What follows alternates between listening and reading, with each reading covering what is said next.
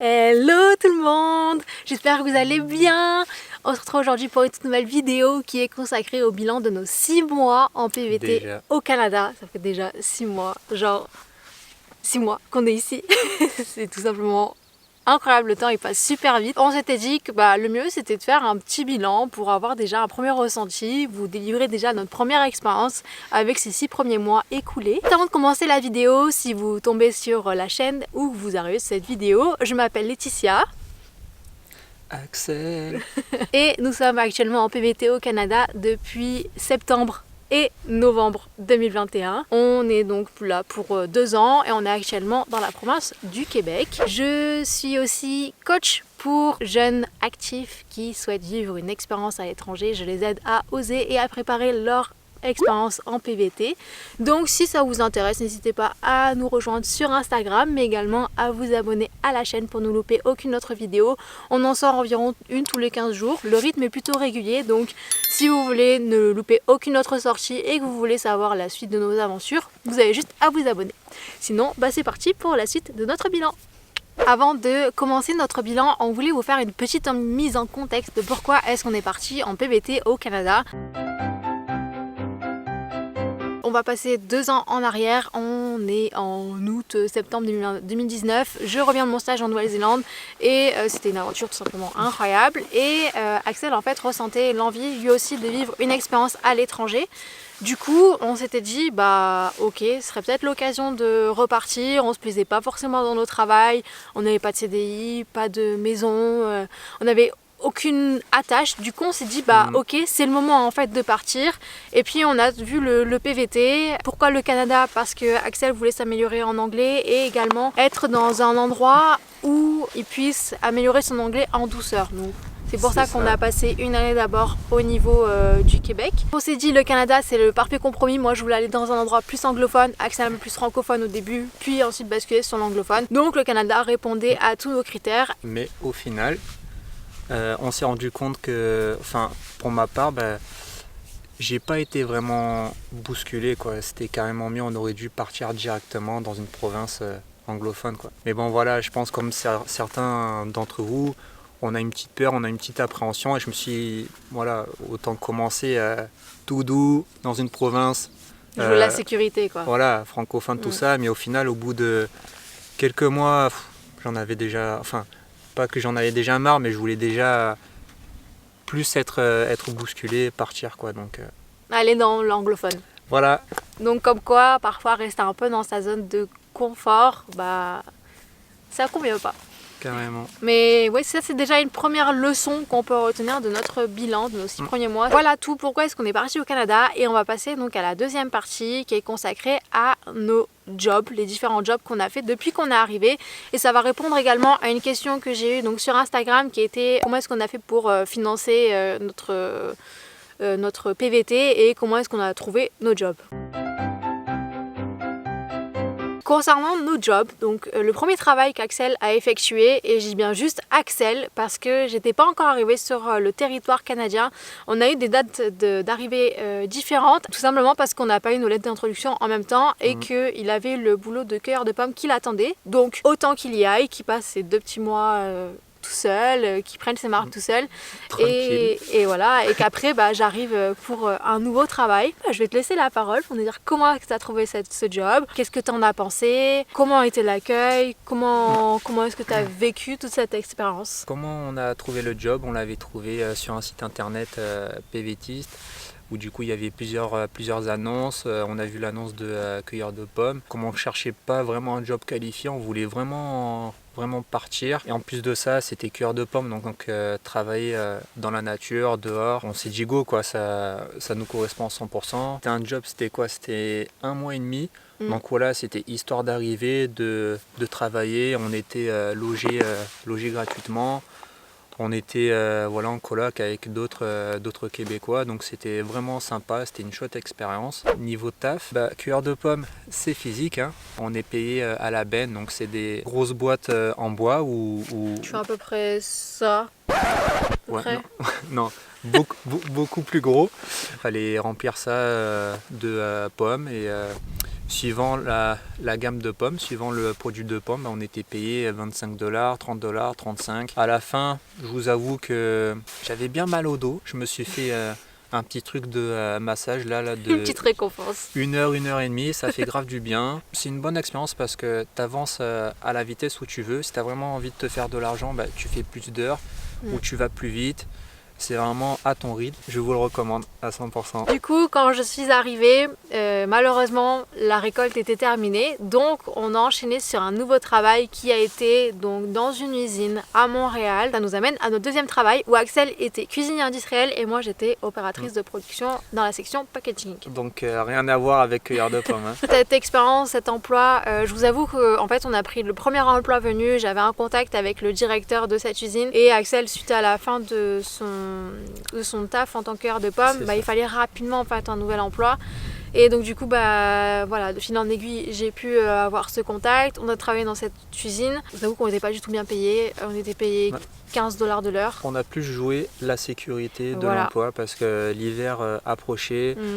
Fallait trouver un logement. Donc fallait trouver un logement près de l'emploi qu'on allait trouver. Donc fallait qu'on s'organise un minimum. Et tout ce qu'on voulait, voilà, c'était passer l'hiver à un endroit et travailler pour subvenir à nos besoins, c'est tout. Tout à fait, c'était exactement ça. Mission remplie, voilà. mission accomplie. C'est pour ça qu'on n'a pas titillé sur l'emploi, mais avec le recul, on s'est dit que vu que ça ne nous plaisait pas, on aurait pu quand même changer d'emploi parce qu'il y en a énormément des offres d'emploi. Attention, il n'y en a pas dans tous les secteurs. Il faut dire que les emplois un peu tertiaires du type vendeur en boulangerie, vendeur dans une entreprise de vêtements, dans l'hôtellerie-restauration, voilà, tous ces jobs-là, à travailler en l'usine, il y a énormément d'offres d'emploi. C'est vrai qu'on aurait pu chercher ailleurs, mais on s'est contenté de ça, on n'a vraiment pas fait de chichi. On était payé un équivalent d'un SMIC, 15 $ de l'heure, sachant que le SMIC à ce moment-là était de 13,50 $. Maintenant il est passé à 14,25 $, donc on était vraiment payé râler pas crête. Sachant qu'on avait donc du coup acheté une voiture, on avait un logement à Montréal qui nous faisait, donc ça nous faisait une distance de 30 minutes aller et 30 minutes retour. Et au final, avec tout ça, on s'est rendu compte qu'on n'a pas pu économiser. Clairement, on s'était dit de base qu'on voulait rester jusqu'au mois de mai, et en fait on est parti avant, on n'en pouvait plus. C'était vraiment chiant comme boulot. Pour ma part, j'étais tout le temps dans le froid puisque c'était une entreprise qui faisait des desserts au frais et des desserts surgelés. Je travaillais entre -1, -2, voire 0 jusqu'à 4 degrés, sachant qu'on était en hiver. Du coup, j'avais l'impression de jamais me réchauffer.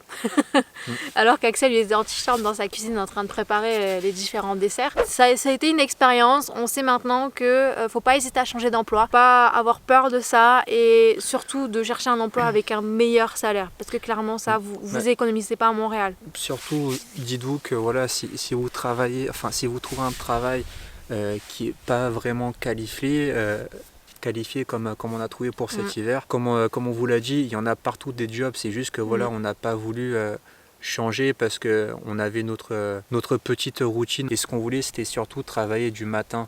On faisait 6h, 15h et on avait toute l'après-midi et puis être dans la même entreprise si possible. Ça, c'est vrai que ça peut être une contrainte en tant que couple. En voulant travailler dans le même endroit, du coup ça restera un peu les possibilités parce que les entreprises doivent trouver deux postes. Mais d'un autre côté, c'est un avantage aussi pour ces entreprises-là parce que elles gagnent 2 personnes. Mais après, l'entreprise était vraiment hyper flexible, ils étaient hyper compréhensifs, c'était vraiment des gens très très sympas. J'ai quand même de très bons souvenirs avec ce job. Mais à refaire, je pense qu'on le referait pas aussi longtemps en tout cas. Et pourquoi est-ce qu'on est parti avant mai? Parce que tout simplement on a trouvé notre nouveau travail actuellement qui est de travailler du côté de Sutton, où est-ce qu'on est donc actuellement employé polyvalent et on va travailler pour la saison en tant que cuisinier serveur dans la restauration du camping. Comment est-ce qu'on a trouvé ce job? On l'a trouvé pareil via le site pvtiste.net. En fait, ils ont une section qui est consacrée au job. En fait, il y a eu une annonce de l'entreprise dans laquelle on est qui recherchait donc des personnes. Clairement, l'intitulé de l'annonce c'était travailler seul ou en couple. On s'est dit ok, on va y aller, c'est pour nous, on est en couple, il nous faut un travail pour tous les deux au même endroit. On a passé 2 entretiens, ça s'est très bien passé et on s'était dit aussi d'ailleurs juste avant de quitter Montréal que pour nos prochains emplois, il fallait qu'on soit logé chez notre employeur parce que vous faites vraiment des économies incroyable. On payait à titre d'information 900 $ à Montréal pour un demi-sol. Donc c'est un appartement en fait qui est à moitié au sous-sol. Là, on avait un appartement en colocation. Maintenant, on a basculé dans une maison. La colocation, c'était à 100 $ par mois par Par mois. personne. Et la petite maison, c'est à 150 $ par mois par personne. Clairement, vous regardez la différence, vous pouvez voir les grosses économies qu'on peut avoir. Ce sont des économies qu'on peut injecter pour la suite de notre projet en PVT, même pour nos sorties ou pour vivre convenablement ou même faire des économies. Enfin, clairement, c'est de l'argent qu'on peut gagner. Si j'avais un conseil à vous donner, c'est si vous souhaitez travailler en tant que saisonnier, donc travailler un peu l'hiver, ensuite voyager, travailler un peu l'été et voyager, vraiment faites-vous loger sur place. Ça va devenir maintenant un de nos critères indispensables, et s'il y a un taf qu'on veut faire et qu'il n'y a pas de logement sur place, on n'y va pas. Donc là, on l'a jusqu'à mi-septembre, jusqu'au 15 septembre. On pense que la saison va très bien se passer, en tout cas ça se passe très très bien depuis au moins un mois. Pour le moment, ce sont tous les jobs qu'on a fait depuis qu'on est arrivé, c'est plutôt pas mal. Ouais. Maintenant, on va passer à la prochaine rubrique qui est consacrée aux différents voyages qu'on a fait depuis qu'on est arrivé. Concernant nos différents voyages, petites escapades, on essayait de partir environ un week-end sur 2, enfin en tout cas le plus souvent possible, surtout quand on était à Montréal, parce que ça fait du bien déjà de partir et d'explorer de nouveaux horizons. Et puis c'est le but premier en fait de notre PVT, c'est de découvrir un nouveau pays et découvrir les environnements qui sont autour de nous. Du coup, on a divisé ça en différentes catégories. Du côté de Montréal, on a fait les différents parcs de la ville, on a fait le parc Mont-Royal, on a été également donc dans une cabane à sucre qui s'appelle l'Érablière Charbonneau, où on a fait une petite vidéo si ça vous intéresse, si vous êtes curieux. C'est vraiment une expérience à faire, c'est une tradition québécoise. C'est vraiment une très très bonne expérience. Et on a également fait autour de Montréal une autre expérience qui est faire du chien de traîneau. C'était super cool. C'était un parc proche de Mont-Tremblant et c'était vraiment cool, une superbe expérience. On vous recommande en tout cas les deux dernières expériences qu'on vous a parlé. Donc faire un repas dans une cabane à sucre et faire du chien de traîneau, c'était vraiment super cool. On a fait des vidéos de chaque expérience, si ça vous intéresse, je vais vous les mettre dans le petit i. Sinon, on a fait différents parcs nationaux ou régionaux. On a fait donc le parc national du Mont-Tremblant. On a fait le parc national de la Jacques-Cartier, on a fait le parc national d'Oka qui était, pour nous c'était un peu nul parce qu'on y était allé, il faisait super froid, on y est resté 5 minutes et il n'y avait pas grand chose à voir. Non, c'est juste une petite promenade au bord du lac, quoi, c'est tout. Ouais, voilà, mais il faisait froid à ce moment-là et on trouvait qu'il n'avait rien de transcendant, donc voilà. On a été aussi au parc national de Sutton, là où est-ce qu'on est actuellement. C'est clairement, pour ma part, le plus beau parc que j'ai fait en hiver. C'est des sentiers magnifiques, clairement c'est un très très beau parc, même je pense qu'en été ça va être magnifique. On vous montrera tout ça. On a fait aussi 2 fois le parc national du Mont-Saint-Bruno, ça a été le parc qu'on a fait en premier ensemble.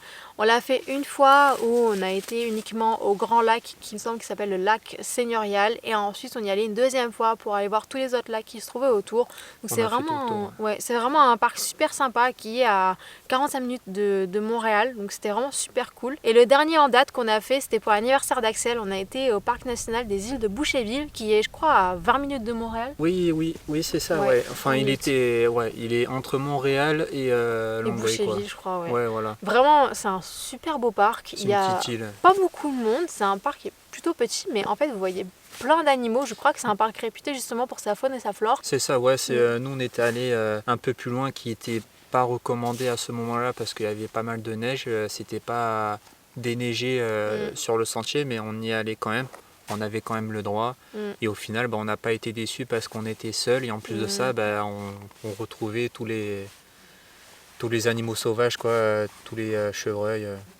On a vu plein de biches. C'est la première fois aussi dans ce parc et la première fois de notre vie qu'on voyait un castor.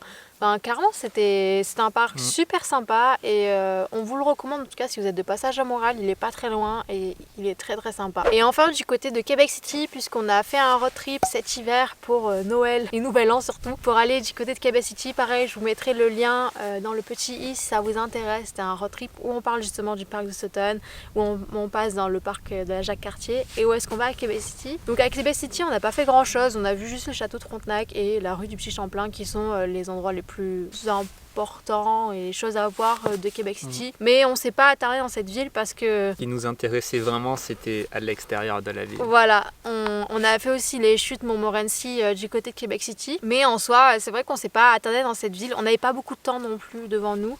Donc c'est peut-être pour ça aussi qu'on n'y est pas resté très longtemps. Peut-être qu'on y retournera à l'occasion lorsque on ira dans une autre province ou pas. On verra bien, mais Voilà, en tout cas, on l'a fait et on s'y est rendu en tout cas. On va passer maintenant à l'autre partie de notre bilan qui est consacrée à la vie à Montréal, puisqu'on y a passé 4 mois sur nos 6 mois. Donc c'est quand même un gros morceau de notre expérience.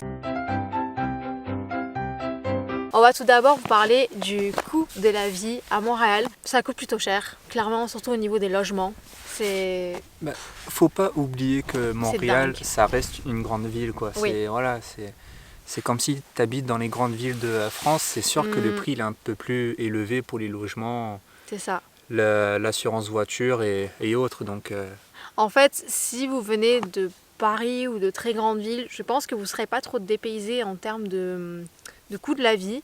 Par contre, si vous venez de province comme nous, dans des petites villes, vous n'allez pas être... Enfin, ça va vous faire un petit choc, enfin, ça coûte un peu plus cher. Le logement, voilà, rien que le logement, clairement, pour ce qu'on avait, c'était cher, mais on s'en est pas plaint parce qu'on avait besoin d'un logement et puis il était fonctionnel, hein, clairement, on avait juste besoin de quoi se doucher, manger et dormir. On avait un toit sur la tête. Comme voilà. disent les Québécois, c'était une bonne affaire. Tout à fait. Après, on n'est pas des gros dépensiers. On dépensait environ 300 $ en courses par mois. On se faisait des petits restaurants par-ci par-là. On allait au cinéma. Voilà, on a réussi un petit peu à vivre malgré notre petit salaire. Mais ça reste quand même relativement cher. On allait aussi dans un supermarché qui est l'équivalent un peu de Lidl. On allait dans un supermarché qui s'appelle Maxi, qui est vraiment très bien pour les aliments de base, pâtes, riz. Vraiment, c'est très bien. Après, si vous voulez retrouver un peu plus de produits européens, bah là, ça va falloir banquer. Par exemple, les céréales, ça coûte super cher, clairement presque 10 $ le paquet de céréales. Donc c'est les petits inconvénients d'être à Montréal, mais d'un autre côté, si vous avez tout, niveau restaurant, vous avez un choix incroyable, une diversité incroyable de restaurants, d'origine. Vraiment, c'était super bien. Tout. Et ça, c'est vrai que c'est un avantage que j'ai beaucoup aimé à Montréal, c'est vous avez tout. Par exemple, vous avez aussi plein de coiffeurs, plein d'esthéticiennes. Vous voulez un rendez-vous chez un coiffeur, généralement, vous avez votre rendez-vous, pas dans l'immédiat, mais dans les heures ou les jours qui suivent, alors que ici à Sutton, là faut attendre 2 semaines quoi. Enfin clairement ça nous change. La plus grande ville qui est proche de Sutton, c'est Cowansville, c'est une petite ville. On est à 20 minutes, donc voilà, pour faire les courses, pour faire les rendez-vous qu'on a besoin pour nous, on va là-bas à Cowansville. Ensuite au niveau des transports à Montréal, c'est une ville qui est plutôt bien desservie. Il y a pas mal de bus, t'as les métros, le train je sais pas trop, je pense que oui, mais on l'utilisait pas, mais en tout cas c'est vraiment très bien. Mais une fois que tu sors de Montréal, t'es obligé d'avoir la voiture parce que c'est pas très bien desservi. T'as des lignes de bus, t'as parfois quelques lignes de métro qui peuvent aller un peu plus loin, mais c'est pas... Non, c'est un peu compliqué, c'est vraiment très américanisé quand même, dans le sens où vraiment c'est la grosse voiture qui domine et après c'est le reste à côté quoi. Les transports en commun, il y en a quand t'es dans la grande ville, pareil à Québec City, mais une fois que tu sors de ces grandes villes là, ici, à Sutton, je crois qu'il n'y a pas de ligne de bus. La première ligne de bus qu'on peut avoir, c'est en partant de la ville qui s'appelle Bromont et qui est, je crois, à une bonne demi-heure d'ici. Ouais, c'est ça, une demi-heure. Ouais. Voilà, à une demi-heure d'ici. Donc entre les deux, si vous n'avez pas de voiture, vous ne pouvez pas vous déplacer. Donc ça, c'est vrai, c'est l'inconvénient quand même de la vie ici. Mais bon, à Montréal, en tout cas, les transports sont vraiment très bien. En tout cas, attention à la conduite sportive des Québécois parce que j'ai jamais eu aussi peur, je crois, de conduire dans une ville. Il y en a qui sont chauds à Montréal, il y en a c'est vraiment dangereux. Ouais. Alors que chez nous dans le sud de la France, on trouvait déjà que c'était un peu dangereux quand même. Il y en a, ils se prennent pour des pilotes. Mais là, il y en a, c'est vraiment des ouf. Ils forcent vraiment pour rentrer dans les voies. Interdiction de doubler par la droite. Il faut être doublé dans tous les sens. Ce qui nous a un peu, pas impressionné, mais on a dit tiens, c'est pas mal, c'est qu'il y a beaucoup de policiers. Oui, c'est vrai. Dans la ville, ils sont vachement présents. Donc, on les voit, oui. Voilà, tu les vois à peu près tous les jours. Et les rues sont propres, faut le dire quand même. C'est vrai, les rues sont propres. Ouais. Il y a juste, comme on m'a dit qu'il n'y avait pas de déchetterie. Et du coup, c'est pour ça que les gens, ils laissent toutes leurs détritus devant. Vous pouvez voir des toilettes, des canapés, des lits sur les bords de rue. Parce qu'en fait, oui, il n'y a pas de déchetterie. C'est vrai que Ça peut faire sale, moi je vous avoue que parfois ça m'énerve, mais il n'y a pas de déchetterie donc... Du coup, si on devait résumer notre expérience à Montréal et notre vie à Montréal en termes de points positifs et de points négatifs. Concernant le négatif, on va commencer par ça, hein, ça fait toujours moins plaisir. Moi je trouve les rues pas très belles, enfin au niveau de l'architecture et tout c'est un peu moche, c'est gris, marron, enfin je vous avoue que c'est pas très coloré, ça donne pas trop envie. Et ce qui m'a beaucoup dérangé à Montréal, mais je pense que c'est un peu général au Québec et dans tout le Canada, c'est le fait que ça soit très américanisé et que ce soit très surconsommation. Le fait qu'on utilise énormément de plastique dans les... C'était quoi ça? C'était quoi? C'est le chien, non? Ouais, je les vois. Putain, on a plein de moucherons, j'espère qu'ils se verront pas dans la vidéo Mais là. bien sûr qu'ils vont se voir, bébé. Fais ça pendant 10 minutes.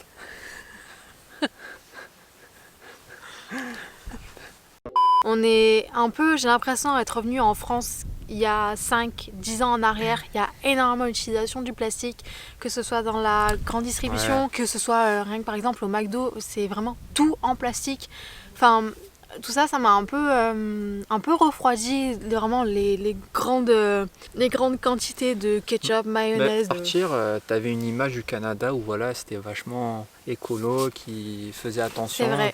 Mais on voit bien que voilà, comme Laetitia a dit, dans des magasins ou quoi. Après, je crois que c'est juste le Québec qui est un peu mauvais élève. J'espère que le reste du Canada est un peu plus sur l'environnement et axé sur l'écologie. Sinon, en termes de points positifs, le fait qu'ils parlent français, ça aide beaucoup plus au niveau de on appelle ça l'intégration.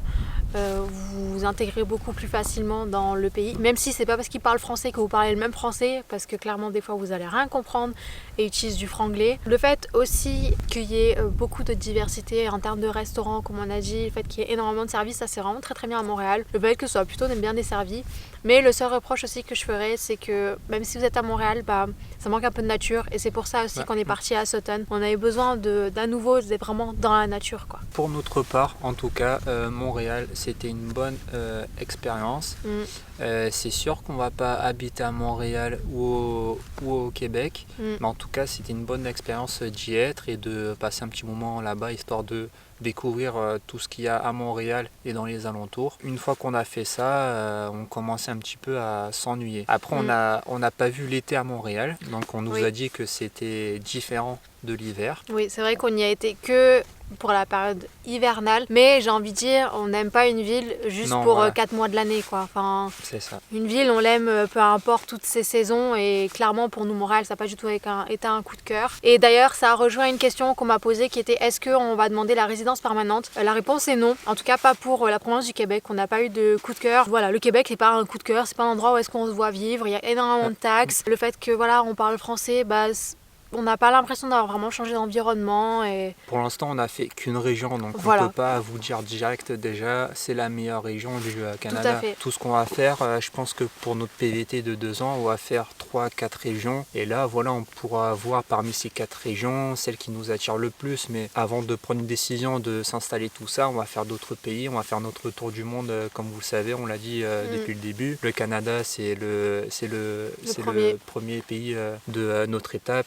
Et on va en faire plein d'autres, on va voyager et après on verra bien où est-ce qu'on va se poser. Après on aura peut-être un coup de cœur pour une autre province, mais en tout cas pour le Québec c'est sûr et certain qu'on ne voudra pas demander la résidence permanente, c'est pas une province qui nous attire en tout cas. Voilà. Du coup on va venir à la partie et après, qu'est-ce qu'on fait après nos 6 mois? Donc là, on est à Sutton donc jusqu'au 15 septembre et après, on va partir dans une autre province. On va aller du côté de la Colombie-Britannique. On aimerait donc faire une année francophone et une année anglophone. Moi j'ai toujours voulu aller en Colombie-Britannique, donc on a coupé la poire en deux, partie francophone pour Axel, et maintenant qu'on aura passé un an au Canada, on va partir du côté anglophone. Voilà. Ça va nous faire un peu du bien et puis aussi ça va nous préparer un peu pour les prochains pays qu'on fera. On vous en dit pas plus, on va partir du côté de la Colombie-Britannique. Moi aussi j'ai vraiment hâte, mais on va profiter à fond aussi de cet été. Puis voilà, de toute façon on vous emmènera avec nous sur tout ce qu'on va faire, les prochaines aventures pour les 6 prochains mois. En tout cas, si vous êtes arrivé jusqu'à là la vidéo, merci beaucoup. On espère que ça vous aura plu, que vous aurez davantage d'informations. C'était le retour d'expérience de nos 6 mois, de notre expérience à nous en PVT, on tient vraiment à le dire. C'est notre ressenti, il y en a peut-être beaucoup qui vont aimer Montréal, qui ne seront pas du tout d'accord avec ce qu'on aura dit, mais c'est notre ressenti, c'est notre expérience, c'est notre vécu. Comme vous savez, on est en colocation, donc on a déjà eu pas mal de sujets de conversation et par exemple, là, il y en a qui kiffent Montréal et nous, on n'aime pas forcément. Donc c'est sûr que voilà, on voit qu'il y a diverses opinions, mais chacun voilà, a déjà son propre avis sur Montréal. Ce qu'on vous demande, c'est juste du respect. Si vous n'êtes pas du tout d'accord avec nous, vous pouvez très bien l'exprimer en commentaire, il n'y a aucun souci, mais de manière constructive et sans aucune haine. Sinon, Exactement. je vous le dis clairement, votre commentaire sera supprimé. On n'est pas là pour diffuser de la haine. Clairement, on veut construire une communauté bienveillante et on est juste là pour partager notre expérience. Donc tout ça ne tient qu'à nous, ça ne engage que nous. Voilà, en tout cas, on espère que cette vidéo vous aura plu. Le prochain bilan sera sur les 1 an de notre expérience au Canada, en PVT. Normalement, on sera ici ou alors on sera passé dans une autre province. On verra d'ici là. En tout cas, entre-temps, on vous accompagne avec nous comme toujours. N'oubliez pas de vous abonner à la chaîne, d'aimer la vidéo si vous l'avez bien aimée, de nous laisser un commentaire si vous avez des questions, si vous avez bien aimé, si vous voulez qu'on aborde d'autres sujets lors des prochains bilans. Mais normalement, la trame devrait rester la même. Donc, nos différents jobs, nos différents voyages et comment s'est passé le coût de la vie, donc par exemple à Sutton ou alors dans une autre ville, on verra d'ici là. N'hésitez pas aussi à nous rejoindre sur Instagram si c'est pas déjà fait. On redevient de plus en plus actif dessus. J'ai pris une petite pause mais c'était pour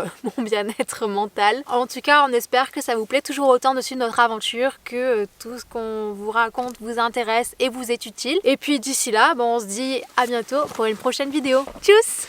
Tchuss!